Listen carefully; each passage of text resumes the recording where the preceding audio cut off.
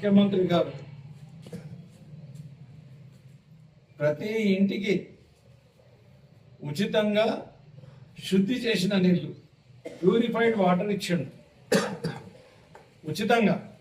మీరు అధికారంలోకి రాగానే ఏం చేస్తున్నారు? ఇక్కడ నారాయణఖేడ్లో నెల నెల ప్రజల దగ్గర నీటి పన్ను కూడా వసూలు చేస్తున్నారు. ఇక మీరు నీళ్ళు ఇవ్వకున్నా సరే కానీ నీటి పన్ను వసూలు చేస్తున్నారు. ఇక్కడ నారాయణఖేడ్ ప్రజలకు నీళ్ళు వస్తారు.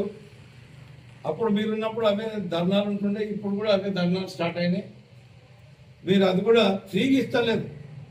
నీళ్ళు అందియకుండా వాళ్ళ దగ్గర పైసలు వసూలు చేసి వాళ్ళకి అన్యాయం చేస్తారు. మేమేమో ప్రతి ఇంటికి నీళ్ళు ఇచ్చి ఎవరి దగ్గర ఒక రూపాయి కూడా తీసుకోలేదు.